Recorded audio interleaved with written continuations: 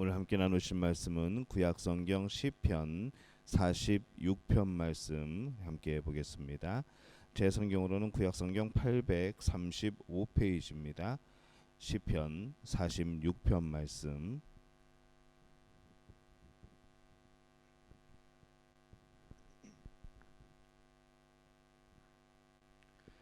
시편 46편 말씀 우리 한 목소리로 함께 봉독합니다. 하나님은 우리의 피난처시요 힘이시니 환난 중에 만날 큰 도움이시라.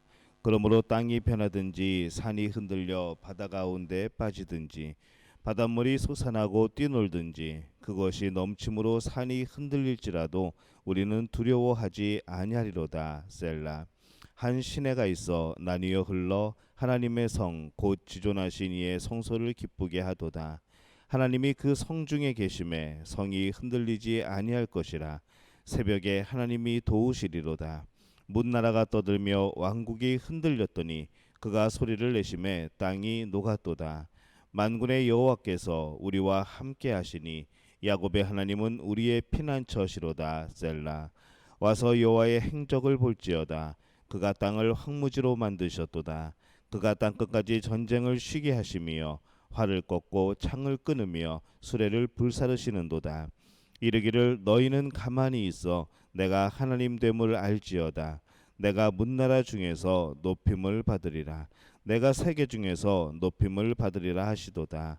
만군의 여호와께서 우리와 함께 하시니 야곱의 하나님은 우리의 피난처시로다. 셀라. 아멘. 하나님의 은혜가 여러분과 함께 할 줄로 믿습니다. 오늘 시편 46편으로 함께 은혜를 나눕니다. 우리는 성경 말씀을 통하여서 하나님을 만나게 됩니다.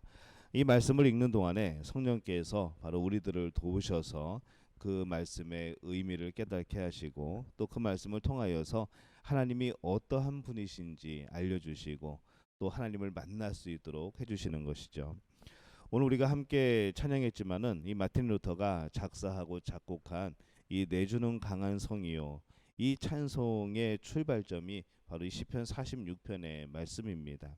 또 우리가 아는 그런 많은 CCM의 그런 노래들, 그것도 바로 이 시편 46편에서 많이 모티브를 가지고 또 그 가사를 가지고 곡을 만든 것을 볼 수 있습니다. 이 어려운 상황에서도 함께 주시리라는 이 강렬한 믿음, 바로 이 찬송시를 루터가 그런 의미에서 쓴 겁니다. 그래서 이 시의 주제는 만군의 여호와 하나님이 우리와 함께 계신다는 그런 의미를 가지고 있는 것이죠. 이 시는 크게 세 부분으로 이루어져 있습니다. 잠시 묵상하고 잠시 쉬어간다는 그런 이제 악보상의 그런 부호인 이 셀라로 구분이 되어 있습니다. 이 첫 번째 부분은 하나님에 대한 신뢰 그리고 확신의 고백을 하고 있습니다. 1절에서 3절까지가 그렇게 되어 있고요. 그다음에 4절에서 7절은 이 두 번째 부분입니다. 신뢰와 확신을 가지고 이제 구체적으로 하나님을 체험한 그런 일들에 대해서 기록을 합니다. 그리고 8절에서 11절까지는 이 세 번째 부분이죠. 여전히 하나님을 신뢰하는 그런 믿음을 표현하고 그것이 더욱더 목소리를 높여서 하나님 앞에 고백하게 되는 그러한 내용으로 구분이 되어집니다. 이 먼저 하나님에 대한 확신의 부분입니다. 이 시편의 저자 고라의 자손은 자신이 믿고 또 알고 있는 그 하나님이 어떠한 분이신지 1절에서 고백을 합니다. 하나님은 우리의 피난처시요 힘이시니 환난 중에 만날 큰 도움이시라 이렇게 말씀을 합니다. 이 여기에 이 피난처나 힘이나 환난 중에 만날 도움이라는 용어는 이 보호를 받고 안전하게 되리라고 하는 바로 그런 이미지의 그런 단어들이죠. 특히 이 말씀에서 하나님께서 환난 중에 만날 큰 도움이 되신다라는 말은 정말 큰 의미가 있습니다. 우리 번역에 나타나 있는 이 만날이라는 그런 말은 히브리 성경에 있는 의미를 그대로 직역을 하면은 분명하게 경험되어질 그런 뜻입니다. 분명하게 경험하게 될, 분명하게 발견되게 될 그런 뜻인 거죠. 그래서 이 의미는 하나님은 우리가 환난을 당할 때에 반드시 발견하게 되고 경험하게 될 도움이시라는 겁니다. 그래서 이 시의 저자가 가지고 있는 이 하나님의 능력이나 섭리에 대한 그런 확신이 바로 여기에 기록이 되어 있는 것이죠. 뿐만 아니라 하나님을 섬기는 우리 모든 성도의 그런 또 하나의 신앙의 고백이 될 줄로 믿습니다. 이러한 신앙의 고백을 바탕으로 어떠한 상황에서든지 이 도전적인 그런 자세를 가지고 있다는 것을 2절과 3절에서 또 보여줍니다. 그러므로 땅이 변하든지 땅이 흔들려 바다 가운데 빠지든지 바닷물이 솟아나고 뛰놀든지 그것이 넘침으로 산이 흔들릴지라도 우리는 두려워하지 아니하리로다. 셀라. 이렇게 되어 있습니다. 여기서 이 시편 기자는 지금도 그렇지만은 더욱 당시에는 인간이 어떻게 할 수 없는 그런 최악의 천재지변에 해당하는 그런 자연의 재해 앞에서도 그것이 지진이나 폭풍이나 해일이라고 할지라도 두려워하지 아니할 것이라 이렇게 말씀을 하고 있습니다. 우리는 이렇게 성경의 말씀대로 그냥 읽고 아 그렇구나라고 이해를 하지만은 인도네시아도 예전에 아주 큰 그런 해일을 쓰나미를 당했었죠. 그런 일들을 보게 될 때 과연 우리가 그런 일을 당했을 때 우리가 그럼에도 불구하고 이 두려워하지 않고 하나님을 끝까지 의지할 수 있는가라는 그런 질문들이 생겨납니다. 우리가 이 말씀을 읽을 때에 이 말씀이 여러분의 신앙의 고백이 되시기를 바랍니다. 그냥 읽고 넘어가는 것이 아니라 이 말씀 안으로 들어가서 그 말씀의 주인공이 때로는 내가 되어서 과연 나라면 어떻게 할 것인가? 만약 내가 그 상황이라면은 나는 과연 그 믿음을 지킬 수 있을 것인가? 라는 그러한 생각들과 그런 마음들이 필요합니다. 그 안에서 또 하나님의 그런 뜻을 알게 되고 찾아가는 것이죠. 우리가 이 하나님을 때로는 이론적이고 너무나 관념적으로만 그렇게 알고 있지 않은가 그런 생각을 해보는 겁니다. 우리는 성경의 교리를 배우면서 하나님이 어떠한 분이신지에 대한 그런 지식들을 가지고 있습니다. 오늘 말씀에서는 피난처가 되시고 힘이 되시고 환난을 당할 때 만나게 될 분이라는 것, 그리고 또 전능자가 되시고 하나님의 모든 섭리는 선하시다는 것, 우리의 기도를 들어주시는 것, 하나님은 약속을 반드시 지키시는 신실하신 분이라는 것, 우리는 이것을 지식으로 알고 있습니다. 또 이것이 우리의 신앙 고백이 되어지죠.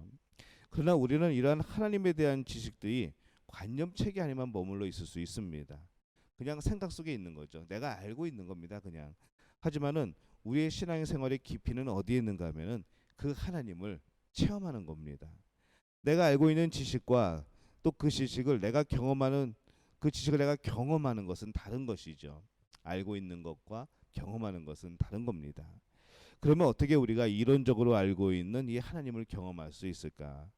그래서 이 말씀에는 이 두 번째 부분에서 특수한 상황에서 이 과거의 역사 속에서 그 일대로 행하신 하나님을 고백하고 있습니다. 이 시인은 인간의 능력으로는 어찌할 수 없는 상황을 예로 들면서 두려워하지 않을 것을 고백을 하죠. 이 두 번째 부분에서는 이제는 이제 격앙된 그런 목소리가 아니라 차분한 목소리로 이렇게 고백을 합니다. 4절을 보면은 한 시내가 있어 나뉘어 흘러 하나님의 성 곧 지존하신 이의 성소를 기쁘게 하도다. 한 강이 있는데 그 강에서 여러 줄기의 시내가 하나님의 성을 기쁘게 만든다 이렇게 표현을 합니다. 여기서 나오는 이 하나님의 성은 뭘까요?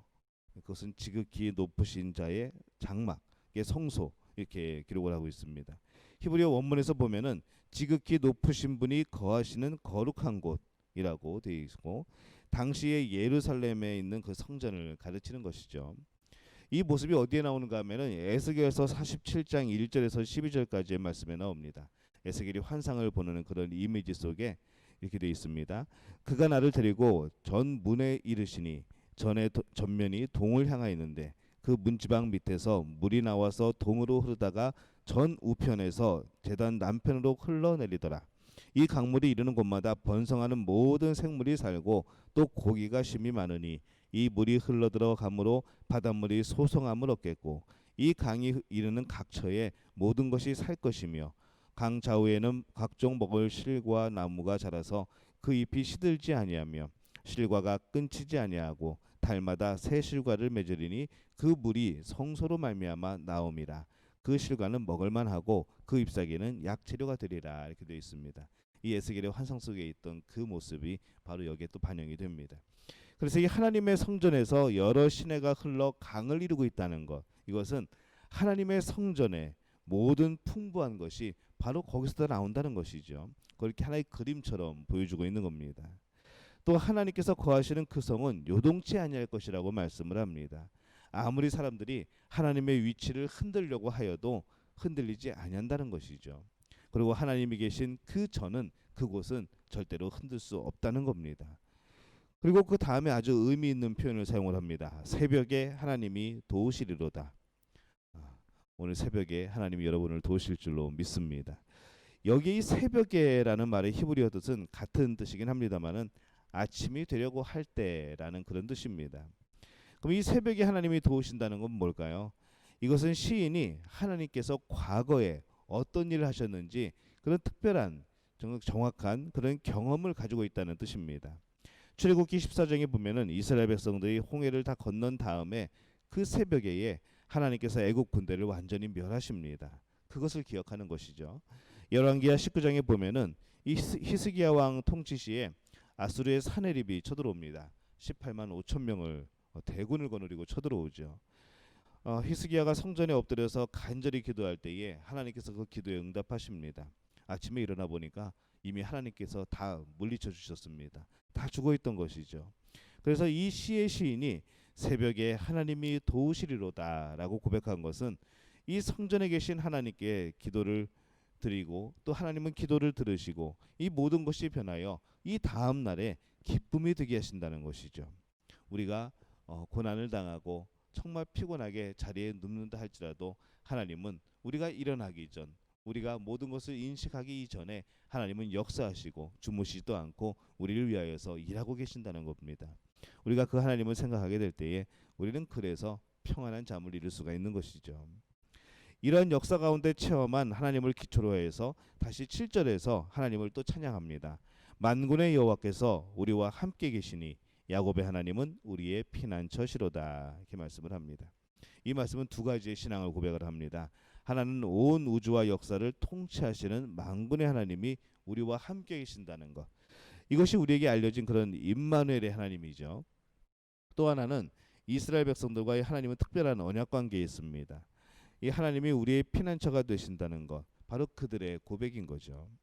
이 시편의 그런 저자처럼 하나님을 바라며 기도하게 될 때에 하나님께서 문제를 해결해 주시는 것을 경험하게 되기를 바랍니다.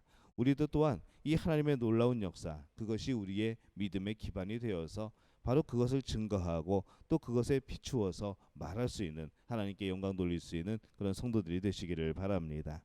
이 세 번째 부분입니다. 이 세 번째 부분은 하나님을 신뢰하는 고백이죠.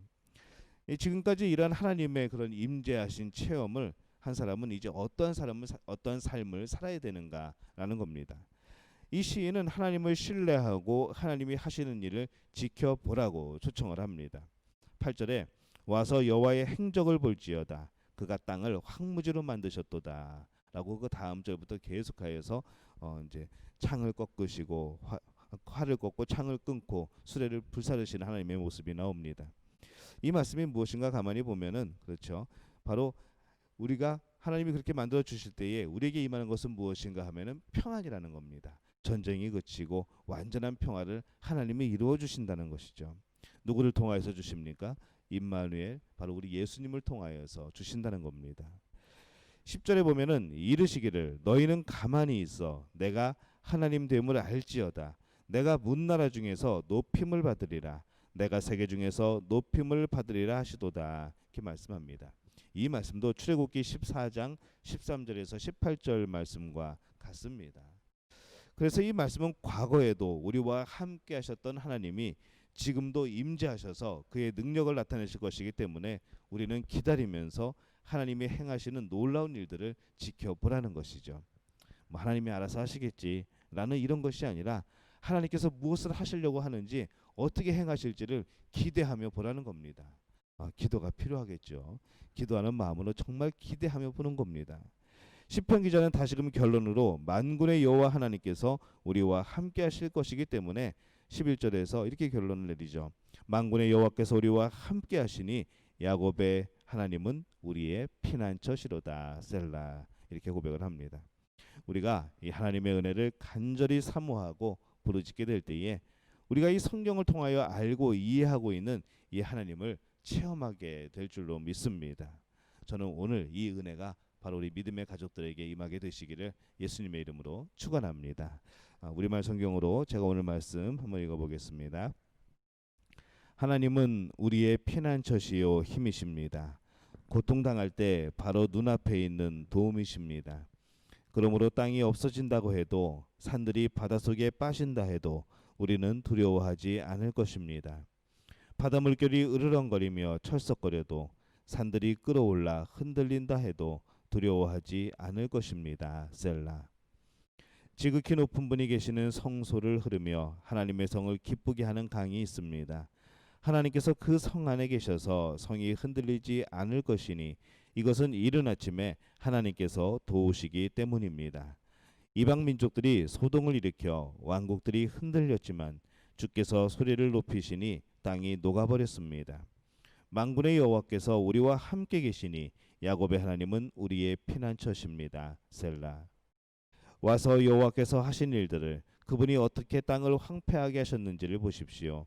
그분은 땅끝까지 전쟁을 그치게 하시고 활을 부러뜨리시고 창을 두동강 내시며 병거를 불태우십니다. 차분히 생각해 내가 하나님임을 알라. 내가 이방 민족들 가운데서 높아질 것이고 내가 땅에서 높임을 받으리라. 전능하신 여호와께서 우리와 함께 계시니 야곱의 하나님은 우리의 피난처십니다. 셀라.